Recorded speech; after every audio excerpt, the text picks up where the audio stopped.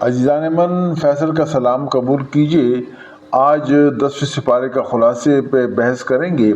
سورہ انفال اس کے دو حصے ہیں، سورہ انفال کے آخری 35 آیات اور سورہ توبہ کی ابتدائی 93 یا 93 آیات۔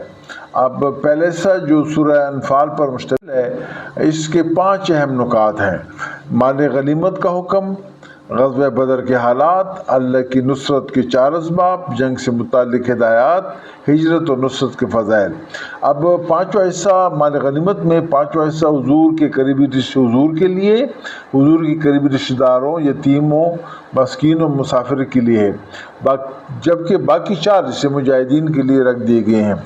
غزوہ بدر کے حالات، اس میں اللہ تعالیٰ کے حکم سے کفاروں کو مسلمانوں کی تعداد کم نظر آنے لگی اور اس طرح سے مسلمانوں کو کفار کی تعداد کم نظر آنے لگی، کیونکہ اس غزوہ یا بدر کا ہونا اللہ کے ہاں طے ہو چکا تھا۔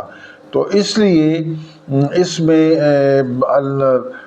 جو ہے اور فرشتے بھی مدد کو پہنچ گئے تھے۔ تو غزوہ بدر میں قریش اللہ کے فضل و کرم سے بری طرح شکست کھا کر ذلیل و خوار ہوئے۔ پھر اس میں اللہ کی نصرت کے 4 اسباب ہیں، یعنی میدان میں ثابت قدم رہنا، کثرت سے اللہ کا ذکر کرنا، آپس کے لڑائی جھگڑوں سے اجتناب کرنا، ناموافق امور پر صبر۔ پھر جنگ سے متعلق ہدایات دی گئی ہیں کہ مادی، عسکری اور روحانی طور پر ہر اعتبار سے جنگ کے لیے تیاری ضروری ہے۔ ہاں، اگر کافر صلح کی طرف مائل ہوں تو مسلمانوں کو بھی صلح کر لینی چاہیے۔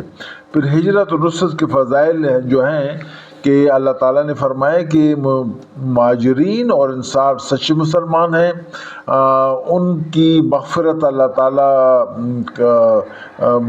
قبول کرے گا اور رزق کا وعدہ کیا گیا ہے کہ ان کو رزق وہ دی جائے گی۔ پھر اس کا دوسرا حصہ جو ہے وہ سورہ توبہ کی ابتدائی 93 آیات میں 3 اہم نکات ہیں۔ مشرکین سے برات، یعنی وہ ان کو پھر ایک شرط رکھی گئی کہ جو مشرکین مسلمان ہونا چاہیں وہ مسلمان ہو جائیں، اگر وہ مسلمان نہیں ہوتے تو 4 ماہ کے اندر اندر وہ پھر جزیرہ عرب کو چھوڑ جائیں۔ پھر اس طرح سے زکوٰۃ کے 8 مصارف بیان کیے گئے ہیں کہ آپ کو ان کو کس طرح استعمال کرنا ہے۔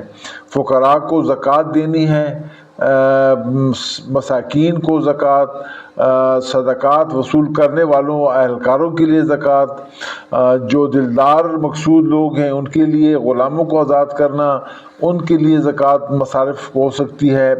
وہ لوگ جو مقروض ہیں ان کے لیے زکوٰۃ ہے، اور جو اللہ کی راہ میں جہاد کرتے ہیں، اور مسافرین کے لیے۔